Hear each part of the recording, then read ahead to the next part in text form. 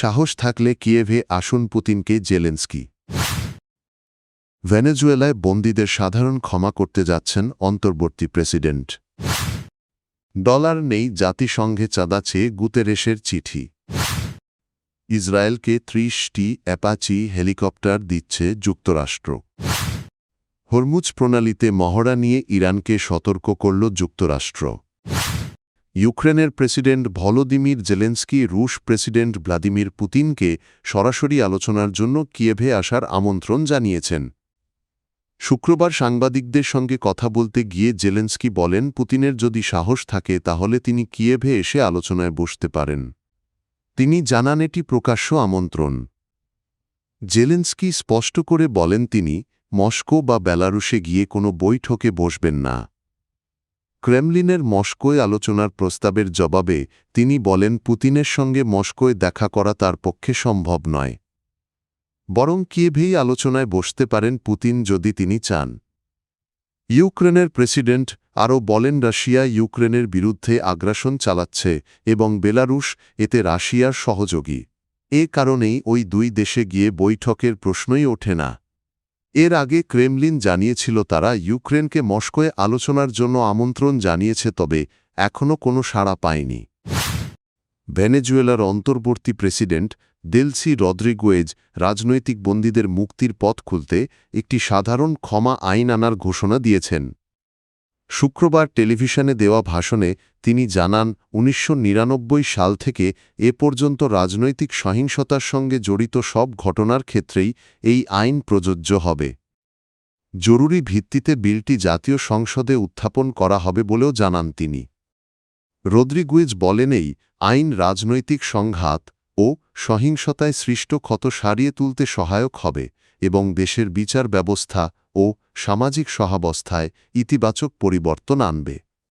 একই দিনে তিনি রাজধানী কারাকাসের কুখ্যাত গোয়েন্দা কারাগার এল হেলিকোইদে বন্ধ করার ঘোষণাও দেন। এই কারাগার দীর্ঘদিন ধরে নির্যাতন ও মানবাধিকার লঙ্ঘনের অভিযোগে আলোচিত। তিনি জানান, ভবিষ্যতে এই স্থানকে ক্রীড়া, সামাজিক ও সাংস্কৃতিক কেন্দ্র হিসেবে গড়ে তোলা হবে। ঘোষণার সময় সেখানে বিচারপতি, মন্ত্রী, সামরিক কর্মকর্তা ও সরকারের শীর্ষ নেতারা উপস্থিত ছিলেন। তবে মানবাধিকার সংগঠনগুলোর অভিযোগ, উপস্থিতদের মধ্যেই কেউ কেউ অতীতে আটক কেন্দ্রগুলোতে নির্যাতনের সঙ্গে যুক্ত ছিলেন। সদস্য রাষ্ট্রগুলোর বকেয়া চাঁদা ও বর্তমান অর্থনৈতিক কাঠামোর কারণে গুরুতর আর্থিক সংকটে পড়েছে জাতিসংঘ।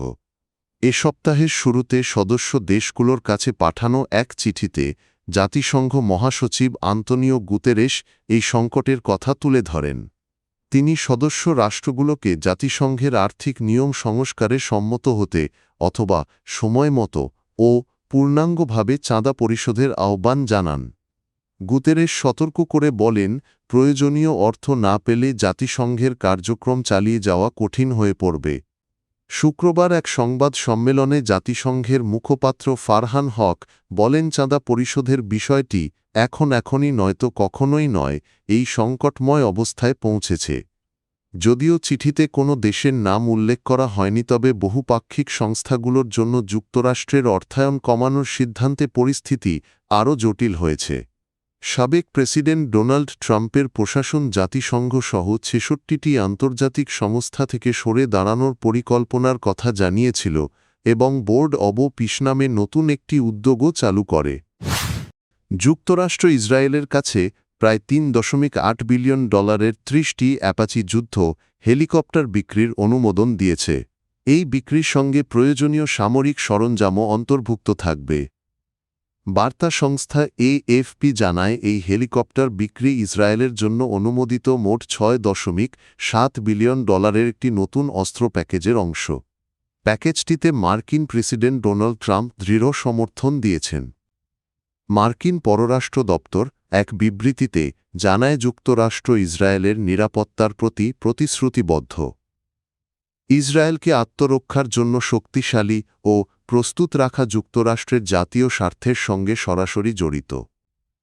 এই অস্ত্র প্যাকেজের আওতায় আরও $১.৮ বিলিয়ন হালকা কৌশলগত সামরিক যানবাহন বিক্রির অনুমোদন দেওয়া হয়েছে।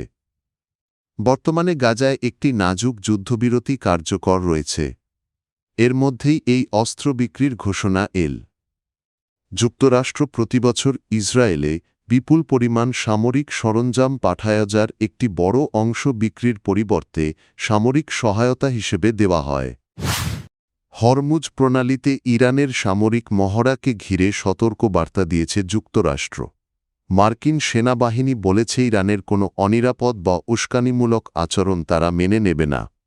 শনিবার মার্কিন সেন্ট্রাল কমান্ড জানায়, ইরানের ইসলামিক রেভলিউশনারি গার্ড কর্পস আগামী ১ ও ২রা ফেব্রুয়ারি হরমুজ প্রণালীতে সরাসরি গোলাবর্ষণসহ ২ দিনের নৌ মহড়া চালানোর পরিকল্পনা করেছে।